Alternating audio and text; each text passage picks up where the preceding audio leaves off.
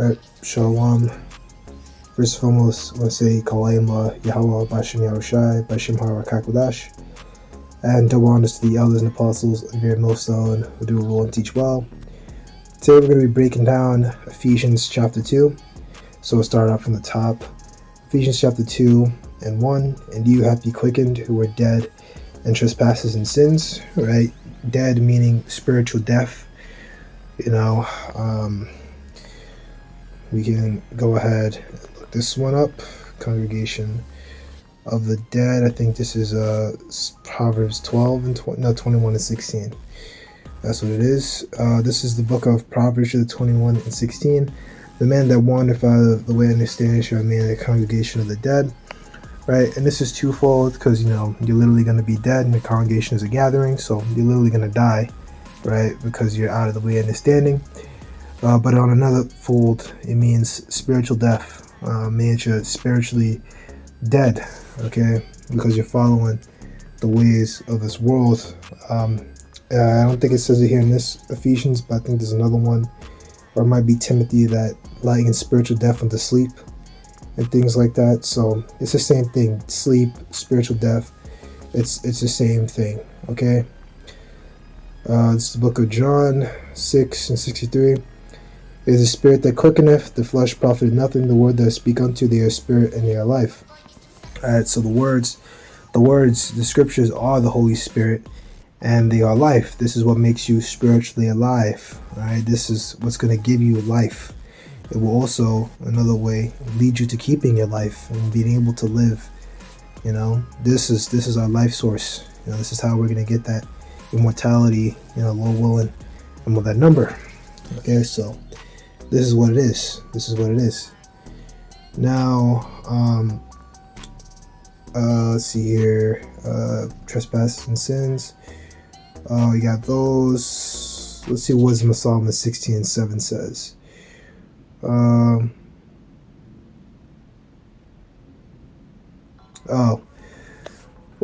I could honestly leave this one. That one, I don't know why I put that one there. I think that one was about like faith and things like that, but we'll just move on here. You can look into Revelation 11. That one proves it as well. 11 and 8. Which that's really the point. But I'm just gonna move on here because Revelation 11, you gotta go a little bit ahead. But it's basically talking about how we were here in this nation and how basically during the 350-year time period, roughly from 1619 to around about 1960s, when our Bivens came on the scene, that we were in a dead state. We were here, we were jacked up, and we just weren't together. But then you got to go into things like was Ezekiel 37, the nation coming back together, the flesh coming upon us, and things like that. That represents us once again being quickened and starting to learn who we are, and starting to become that multitude and things like that. But it's deeper. It's deeper than that. But I don't want to be stuck here too long, so I don't want to be stuck here at the first verse. So we're just gonna keep moving on. You could look into things like I think it is Ezekiel 37 where it is. I think you can just look that one up for yourself. So Ephesians 2 and 2, where in times past ye walked according to the course of this world, according to the prince of the power of the air, the spirit that now worketh in this children of disobedience, right? So the course of this world, literal, right? So the power of the air, right, is Satan, right? But Esau, through spiritual demon Satan, because we know that Esau is a physical counterpart, the spiritual demon Satan. He deals with Satan heavy. Esau rules the air by sanctioning no-fly zones. That's what they do. They have areas where you can't fly, and then you have areas, that they're not gonna let other nations fly upon, and things like that, and stuff like that. They think that they rule the skies. They do the same thing with the water. They have waters that are theirs, and then international waters, and then so on and so forth. They try to own everything, man. Even they name the plants and animals. They name the plants and animals, after themselves and change them up. And I believe there's like something like 500. I can't remember the amount, but there's a number of species that are named after the Rothschilds. You can look that up. And I remember hearing about it, but you can look that one up for yourself, So they changed it. They made all the plants and animal names. They gave them these Latin and Greek names, but scriptures talk about how Adam named the animals. So there's already a name to the animals in the Paleo Hebrew. Like Gamal, like a camel and things like that, right? So, Apostle Paul, when he wrote this, the nation and rulership was the Edomite Romans, right? Because the Romans were originally, Etruscans. They're originally Japhites. Actually, early on in Roman history, they had something called the Etruscan period. So that proves it. And you look at the, different paintings of the Etruscans, and you'll see that they look like, bronze skinned people, more curlier hair texture, like Japheth, like Japheth Taylor, the Pacific Islanders. They look like them. Possibly has some Jakes among them as well, but those are the original people in that region. The original Italians were Japheth, and then that whole region was all Japheth, because to the south you had the Greeks, and then I think what's the island that's kind of southwest? Is that Sardinia? Is it Sardinia? But I think Sardinia, they say, was Carthage and Greek. So those are Hamites along with Japhites, because the original Greeks we know are Japheth. All right. So certain disobedience, right? 2/3. So that's what that is. So pretty much went into that, right? We wrestle not against, so Ephesians 6:12, for we wrestle not against flesh and blood, but against principalities, against powers, against the rules of the darkness of this world, against spiritual wickedness in high places. Right? So that's what we're fighting against. We're not fighting against just people. We're fighting against, demons, this unseen, these demons inhabiting the people that make them bug out, because that's why people bug out when they see us, right? People can just be walking down the street normally, and then as soon as they get a glimpse of us, then the demons start coming out, then they start yelling or screaming, or they start bugging out, which, I've experienced personally, many times. I've experienced that, being out there. People just walk by you and then they just start spazzing the hell out. All right, so that's what it is, but it's a deep understanding. So you fight against, right, the tactics of witchcraft of the elite, so that's what we're up against. All right, moving on. So Ephesians 2:3, among whom we also had our conversation in times past in the lust of our flesh, fulfilling the desires of our flesh and of the mind, and were by nature the children of wrath, even as others, right? And that's what we were back then. We were in that. When you look at the word conversation, it's basically a word meaning your conduct, not like conversation, like like you call your, I don't know, like your mom or something, and you have a conversation about weather or whatever. Or like you have a conversation with like a coworker, or a conversation with acquaintance at the gym. It's more about your conduct. That's what that word really means. You go into it.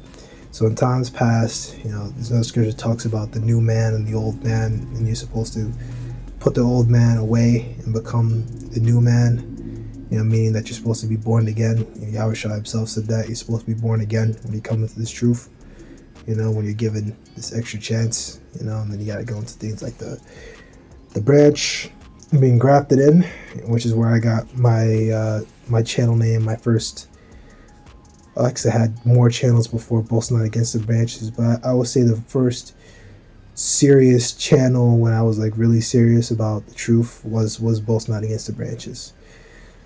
Before I knew certain things, but I wasn't as serious as I am now. I had to learn and kind of like understand things like that. So that's what that was. And of course, going back into it back then, Apostle Paul literally was talking to the saints at Ephesus, Ephesus in Asia Minor, and they were all into all kinds of idolatry back then. So he's making a point here and telling them this. And it's the same thing in Corinthians, because Apostle Paul is going on gathering the Israelite foreigners, and those Israelite foreigners we're literally like this, right?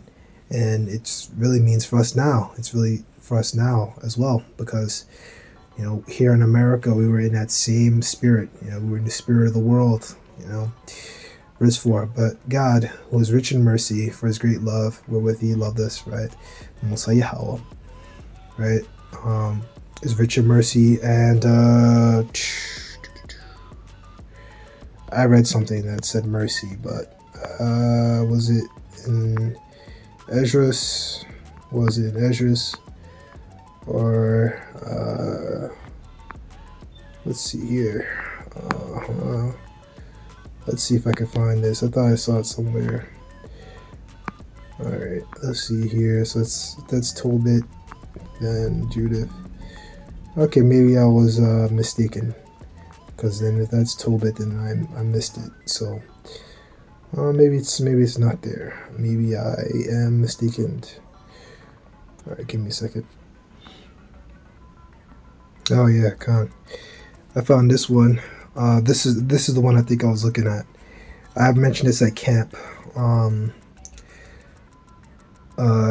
Actually, this is the one, but we'll read both of these. So Ephesians, Sirach or Ecclesiasticus 2:11. For the Lord is full of compassion and mercy, long suffering, and very pitiful, and forgiveth sins and saveth in time of affliction.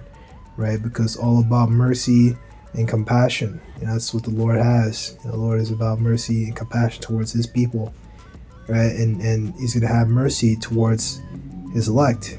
He has mercy upon us, because we try, and we knows that we are in these sinful bodies, and that we can't do things perfectly, so if you do go off, Lord will forgive you, as long as you haven't done anything too outrageous. There's things that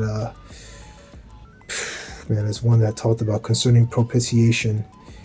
Be not hasty to add sin upon sin, so don't do anything outrageous. You're not supposed to do anything outrageous, like adultery and things like that, or wild shit like that, or you go out there and you fucking commit a horrible crime, and your ass is grass.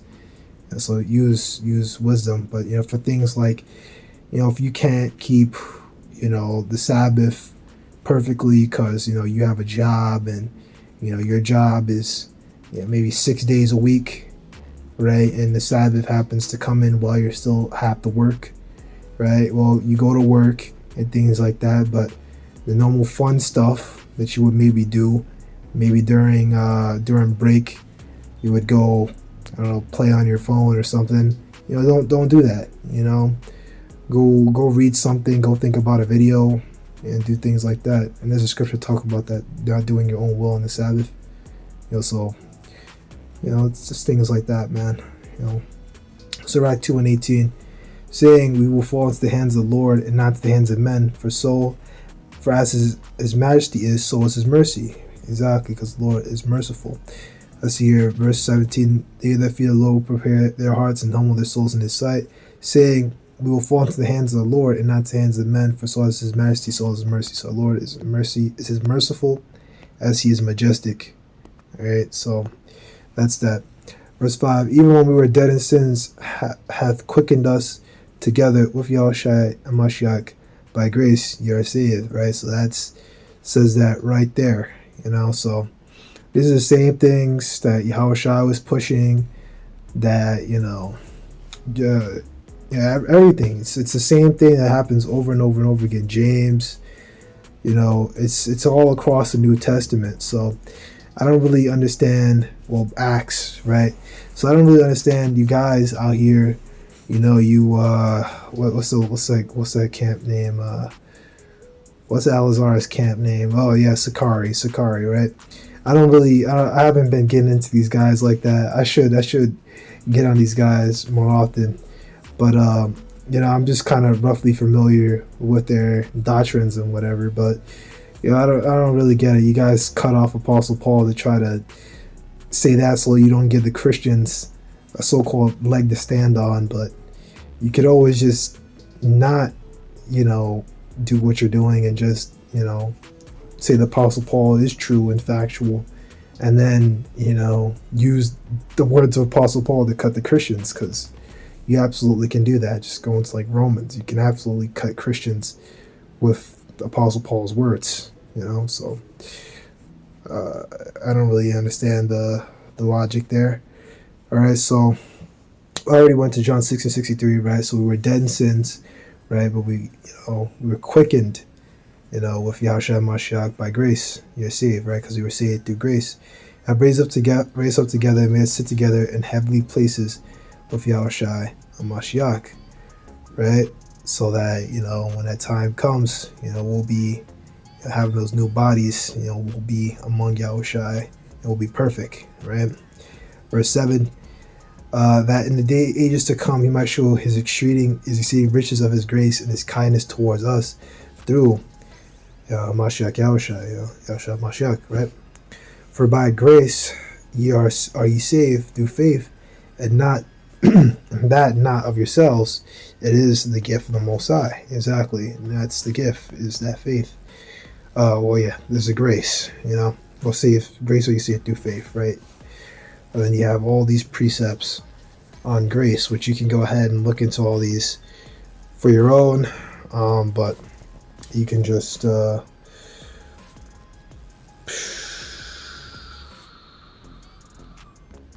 we could just honestly, if you want to look for something, you could just look this up, and then you can just find a long list of precepts that just goes into grace. Grace above gold, right? And then you can just kind of go on down, and then it's like here, more the law entered, but when the sin abounded, grace did much more abound.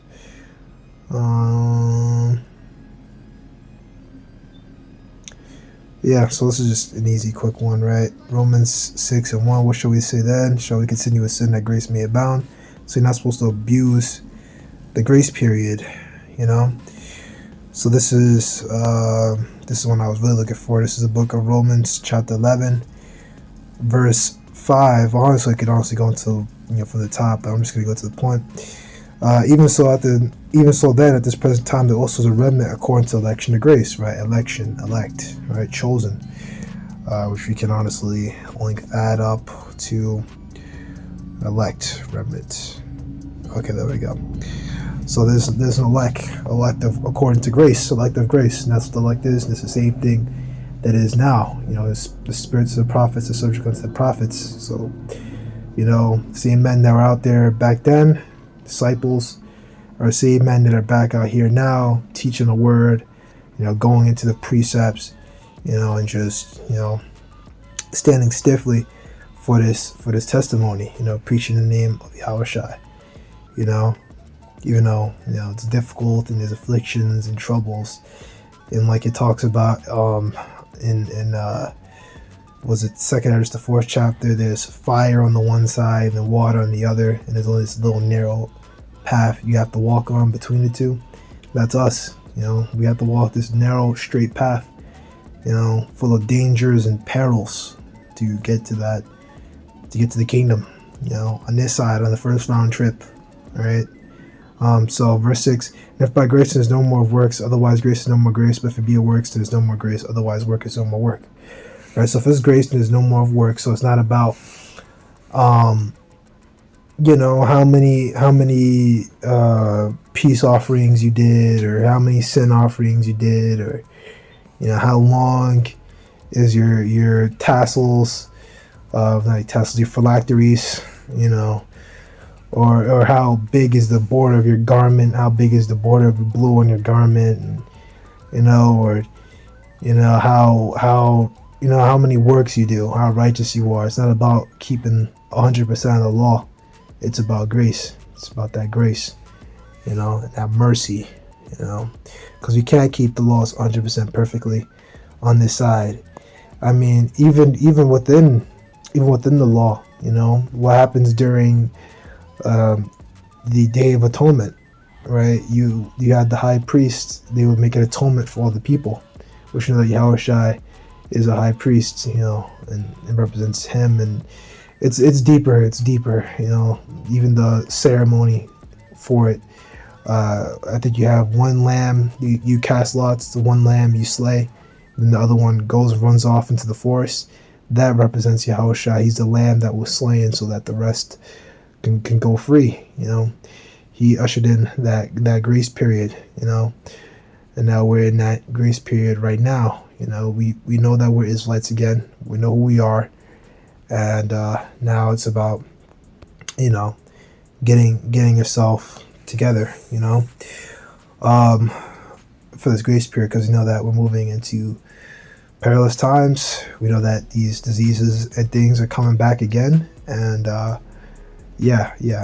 think all of you brothers, you should be watching other brothers' channels and things like that, and watching your alternative news. You should know what's going on right now, stuff going on with the economy, things like that, and nothing's gonna be good.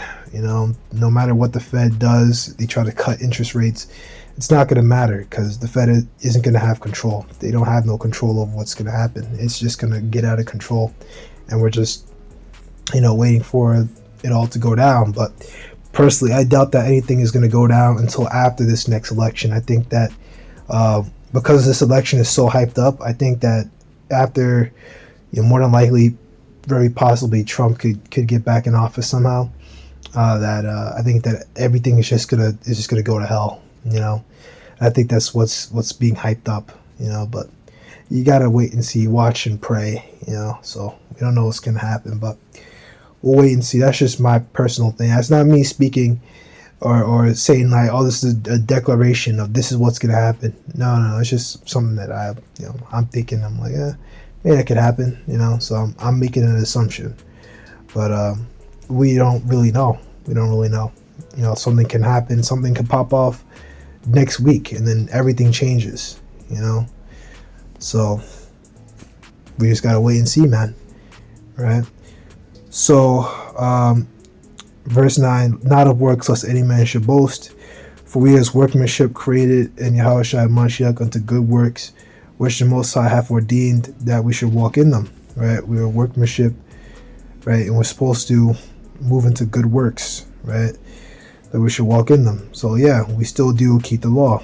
We still do keep the law, but it's not 100% about works. See here, works, good acts, good deeds, things like that, workmanship, things that have been made, fabric, because we were created, and the Lord is dealing with us. So that was that.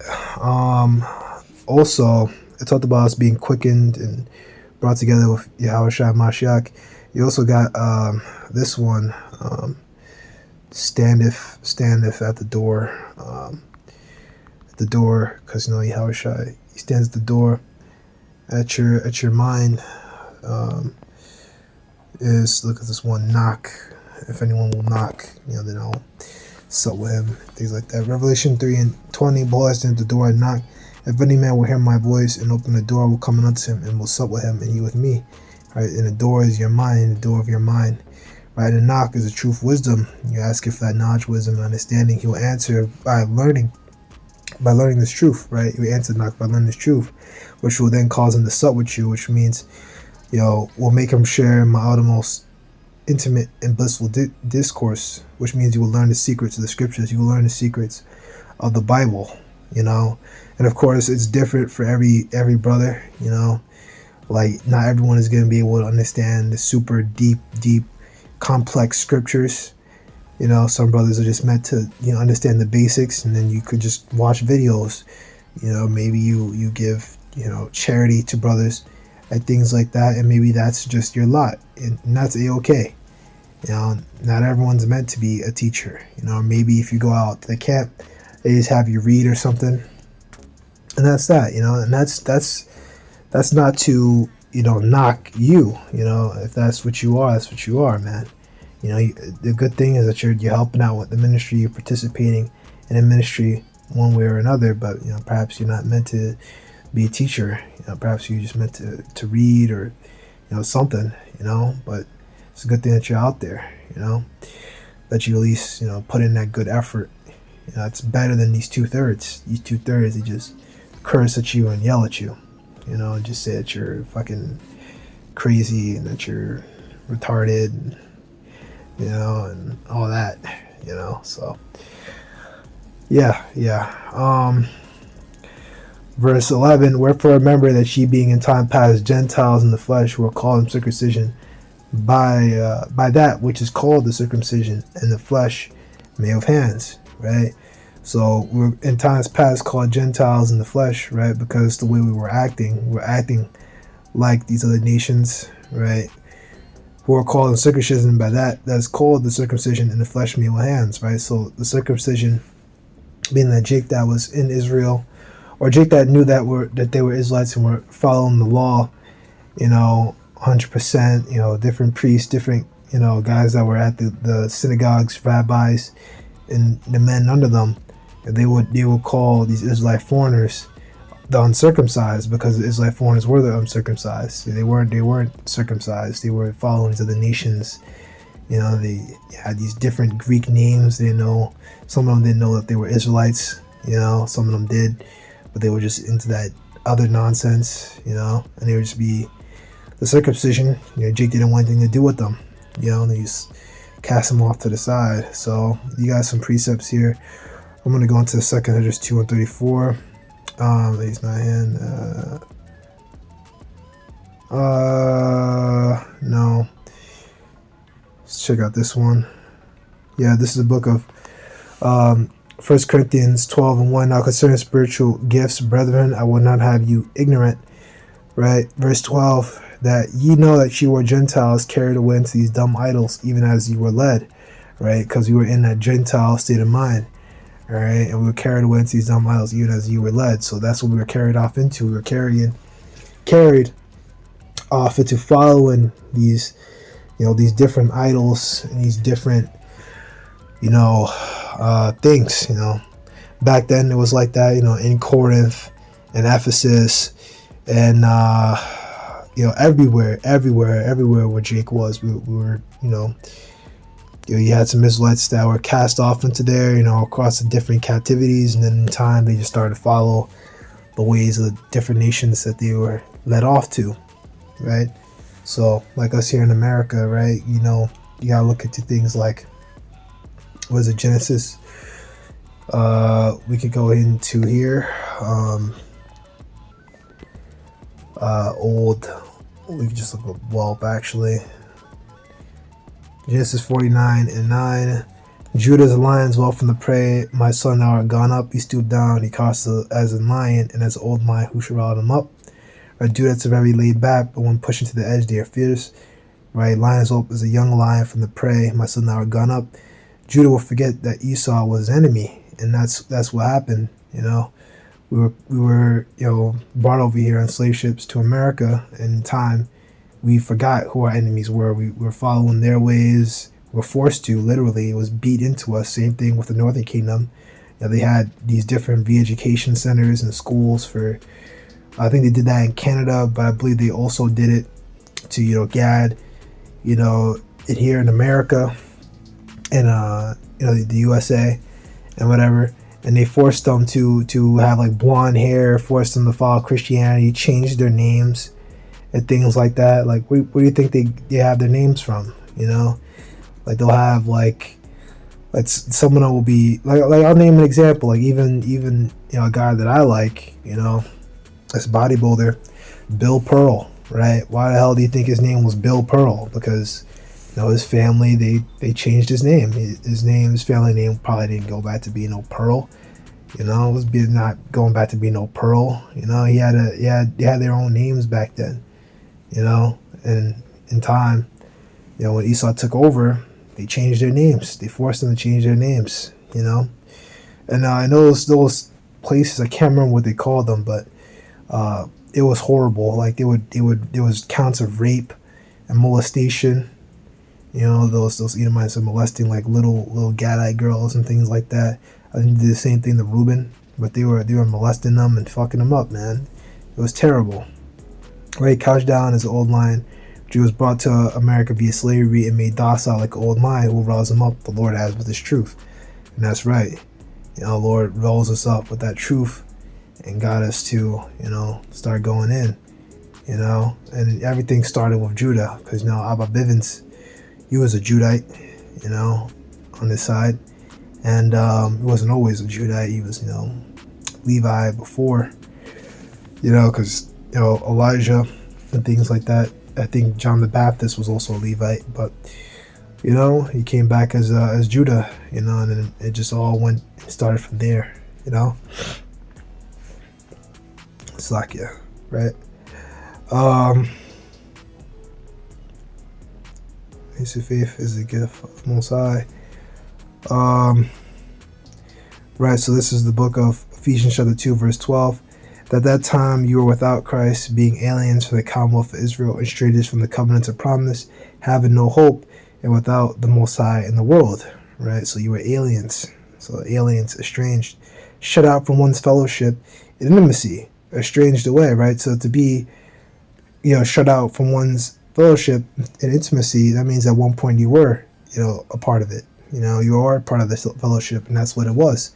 They were part of it at one time, and then they went to these other nations, and then they stopped following the ways, and their parents stopped following the ways, and then over time and time, they forgot who they were, But the Lord, called them out, by using Apostle Paul, and the various apostles that would go out and call out to these people, and they would teach on the streets back then too. I think back then they did like little teachings in the homes and things like that, but they would also go out in the streets. So you get things like the chief place of concourse and things like that. And even within the scriptures in the book of Acts, it talks about that, how they were teaching.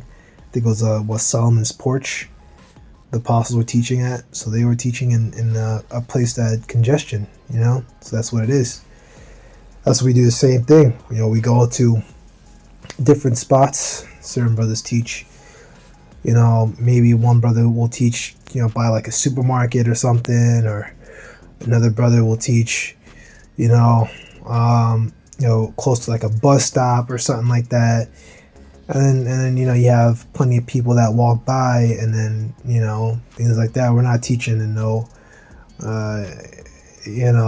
some random alleyway in the projects. Right? You're not supposed to even be teaching no projects anyway, no hood. Not that all projects are bad. There's certain projects that are actually all right. Which one am I thinking of? Is it Fort Greene? I think Fort Greene has those projects over there are actually like really good. Plenty of Edomites in there and like Asians and shit like that. So that shit's probably pretty good to live in. And you see nice cars and shit, and it's like whoa, Right, so that was that. So you get this one, aliens. Well, we can just I'll go on into this one. This is my favorite one. I just have a thing for Esdras. I like getting into Esdras. They may tell children.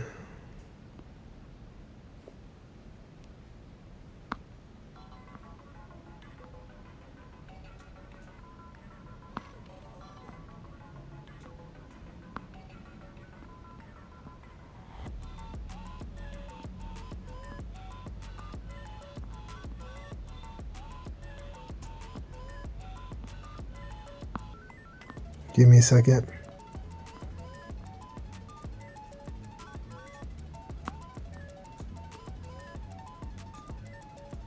Yeah, this is the book of 2nd Esdras, chapter 1 and 35.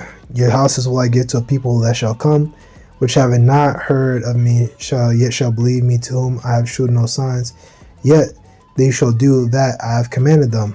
Right, and that's the Israelite foreigners. Because that's what happened. See, to people which not having heard of me yet shall believe me, because these Israelite foreigners that were, cast off to these other nations because we were going off. And even when you read ahead, we'll talk about not having mercy on us because we were sinning and going off, that we'll be pushed out into these other nations, like even with, Assyria, they dragged off Judites and stuff like that, certain of the people, and we were living under subjection to them, of course, until the Lord brought that judgment against Sennacherib, with the angels and things like that.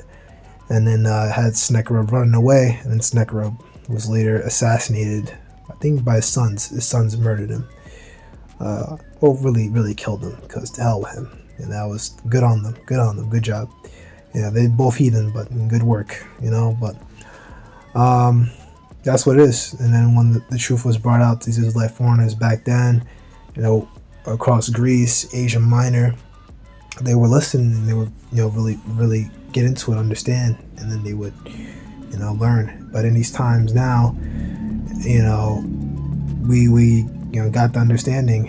It was us being here in slavery in America, was it falling away first, and things like that, which was 70 AD back then. But I've heard brothers bring out that was also slavery. I guess another one you could say is Joel, the 3rd chapter. Bring again the captivity of Judah and Jerusalem, and that's what happened to us through hardcore slavery, which firstly, the first people to get jacked up was another kingdom over here, the conquistadors, American cavalry and all that stuff in time. American cavalry is a little bit later in history, but what I'm trying to get to, man. All these different Edomites, Dutch, Spanish, French, they would, fuck up Gad and things like that, place these different Gadites, tribes against each other and make them fight, and then they just join in and kill whoever's left, And then, in time they brought out Judah, and that's history, it's history, So, verse 36, they have seen no prophecies, yet they shall call the sins to remembrance and acknowledge them, right? And that's literal. Remembrance means you once knew this. This is going to Israelite foreigners who came back, right, to remembrance. So they're bringing their sins to remembrance, and they're like remembering, yeah, what am I doing? Like I'm why am I doing this stuff? We used to be so right, we were doing the right thing. Why am I doing this? And that's what it is. It's like having that moment of clarity. So we can go back to Ephesians 2. Okay, so let's try to hurry up here. We're moving on 40 minutes, and I'm only up to like 12 verses. So, right, verse 13. But now in Yahushua and Mashiach, ye who are sometimes far off, I made nigh by the blood of Yahushua and Mashiach, and that's the point. That's the proof. Right, through Yahushua's death, his murder, that brought in that grace period. And now, we're in a time of grace. We could get back. And there was a time where the scriptures were to be blocked off, and then they came back. We give them the understanding again. That's Revelation, the 5th chapter. And now there's no excuses, And now, the internet's here. The truth is out. We're pushing videos out every single day. Some brothers are pushing out 3-4 videos a day. So that's thousands, possibly thousands. We have about thousands of videos getting pushed out every single day by all the brothers in this truth. So there's no excuse, all these brothers across the 4 winds, right? Verse 14, for he is our peace, who hath made both one, and have broken down the middle wall of partition between us, which is, between the Most High and us, right? But also differences between the tribes, and that's what it is, and also between circumcision and uncircumcision, and all that. Having abolished in his flesh the enmity, even the law of commandments containing ordinances, for to make in himself of twain one new man, making peace, right? So the second half is referring to how the kingdoms of Israel will become one again. Exactly, which is what's going to happen, right? Which is we just look at the word vex. I think that might be Amos 9 and something. Let's see if I can find this one first try. Let's see if I can find this one here. I'm pretty sure I'm correct that it does say vex. It's not Baruch. It's not Tobit.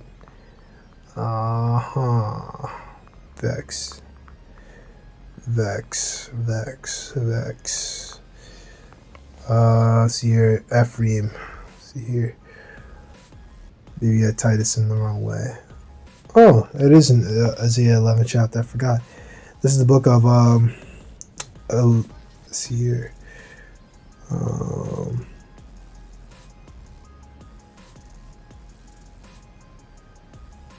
Yeah, we can read this. Isaiah 11 and 12, he shall set up an ensign for the nations of Israel, and shall gather to assemble the outcasts of Israel.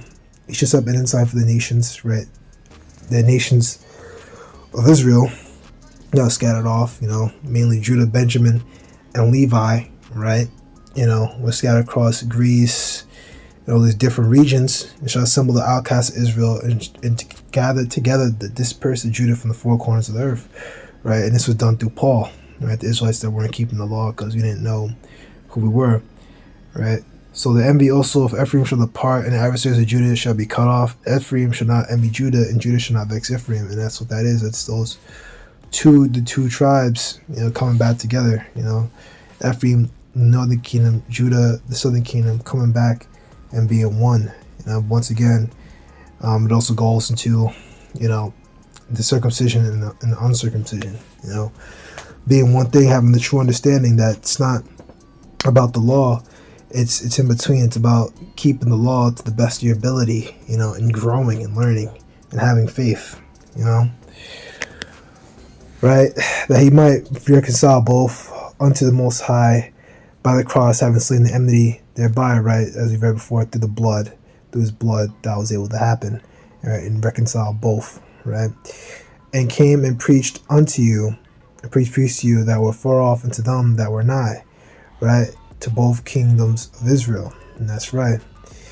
And he came and did that, through us, and that truth was able to go out, which are far off, and them that were nigh. The truth had to start. The scriptures talk about that. The truth had to start to you here in Judea, and then come to the Israelite foreigners. The truth had to be brought to them first, then it was brought out to the Israelite foreigners, which, represents how those in Judea, they turned it off, they turned it away, but the Israelite foreigners, they were ones who want to get it, and that's where you get 2nd Esdras, the 1st chapter, the Lord choosing them, for through him we both have access by one Spirit unto the Father, which is the Holy Spirit.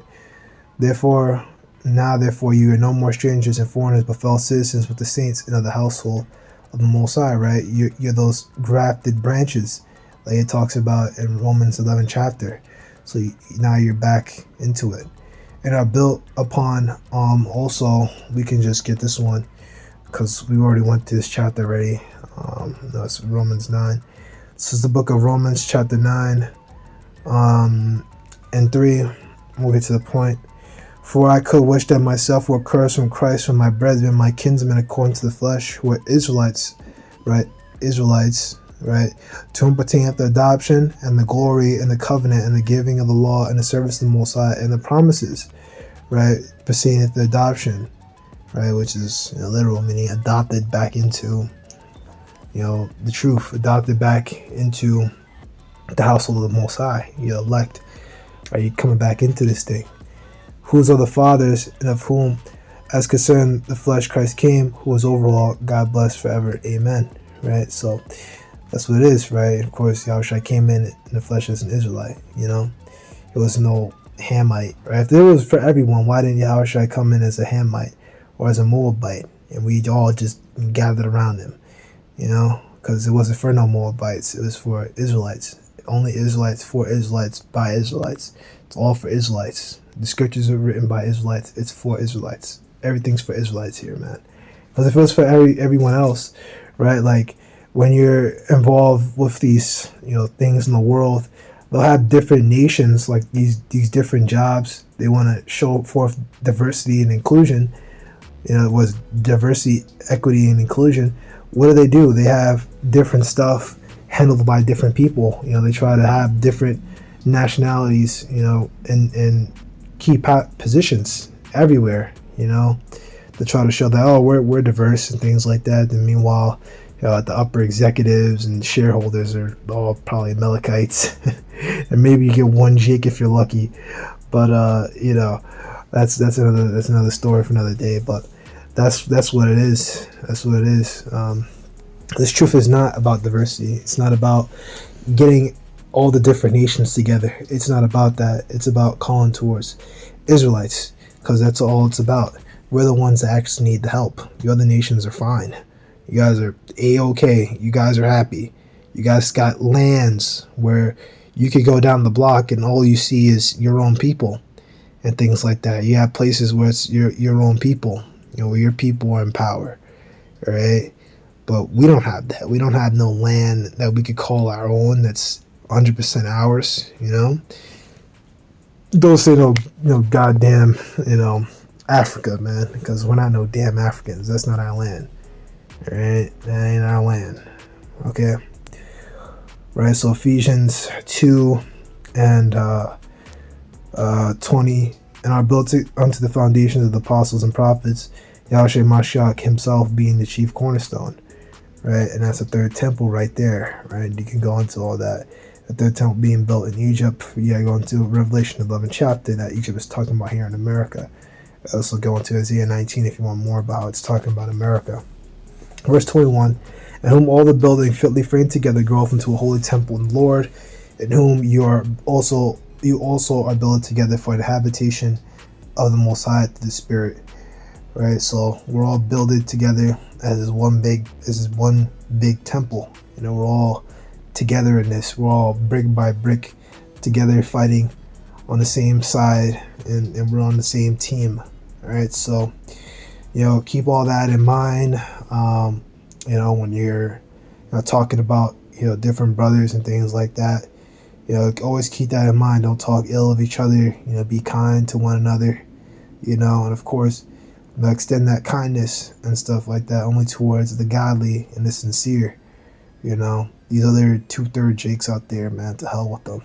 They don't want to learn anything. Things that we talk about and get into. These guys are here talking about how they could eat some fucking pork and trying to do mental gymnastics, and then they want to curse at us and say that we're ridiculous, for saying and getting on their case. Meanwhile, this guy's eating fucking pork, and he looks like it too. Fucking nigga look like he's 260, and blubbery. Like, come on, dude. That should tell you not to eat that goddamn pork. That shit is no good for you. Eat some good chicken breast, turkey bacon, eggs. So many foods you can eat, man, without eating that goddamn pork, man. But you jakes don't want to get right. But yeah, that's pretty much it. I'm gonna leave it here. I shall